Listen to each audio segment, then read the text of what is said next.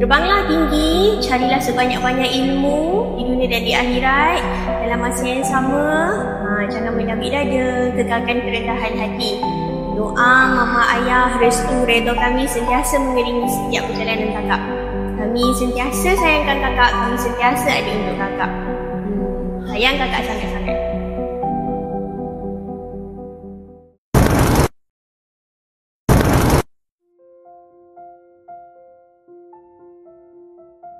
Dalam ramai insan yang melangkah di bumi ilmu ini, ada seorang murid yang menonjol dengan kepribadian, usaha dan kecemerlangan yang bukan sahaja membanggakan sekolah tetapi menjadi inspirasi kepada rakan-rakan dan guru-gurunya.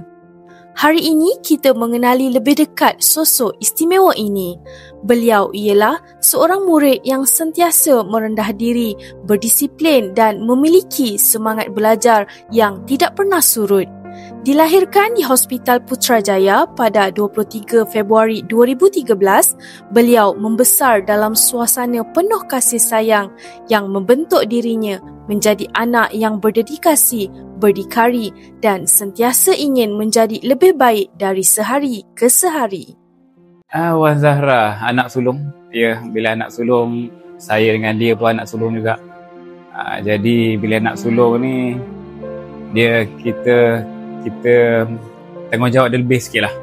Tanggungjawab dia lebih dekat rumah tu lah. Macam isteri saya cakap lah, dia lah yang akan bantu kami lah. Pergi jaga adik dia, buat bantu kerja rumah, lipat baju, basuh baju. Jadi dia anak yang rajin lah. Anak yang rajin dan memang bangga dengan dia. Di sekolah, beliau dikenali sebagai seorang murid yang tegas dan teliti dalam setiap tugasan. Beliau tidak pernah menjadikan cabaran sebagai penghalang.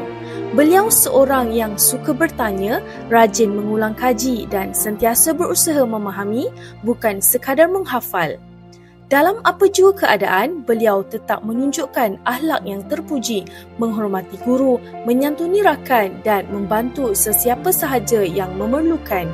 Inilah peribadi yang menjadikan beliau begitu disayangi dan dihormati. Dan kecemerlangan beliau bukan hanya pada sahsia tetapi turut terselah melalui pencapaian yang konsisten. Antara pencapaian membanggakan beliau sepanjang tahun 2025 termasuklah pencapaian 1 UPKK mendapat 9A secara keseluruhan, pencapaian 2 SPPIM mendapat 8A secara keseluruhan, pencapaian 3 UASA juga mendapat A secara keseluruhan iaitu sebanyak 13A, pencapaian 4 PBD mendapat 11 subjek TP6 membawa kepada kecemerlangan tertinggi dalam aspek pentaksiran bilik darjah.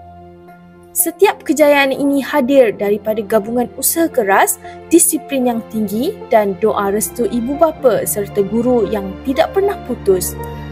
Kak, tahniah sebab berjaya mendapat keputusan akademik yang cemerlang, berjaya membentuk saksiah yang akhlak yang baik. Kami bangga dengan kakak dan kami harap kakak dapat mengekalkan kejayaan akademik, mengekalkan akhlak yang baik di sepanjang perjalanan hidup kakak. Wan Zahra Aisyah seorang murid yang sangat berdisiplin dan sangat komited dalam setiap tugasan yang diberikan. Saya telah mengajar beliau bahasa Melayu sejak dari tahun 4. Saya dapat melihat perkembangan beliau yang sangat membanggakan. Beliau bukan sahaja cemerlang dari segi akademik tetapi beliau sangat menghormati guru.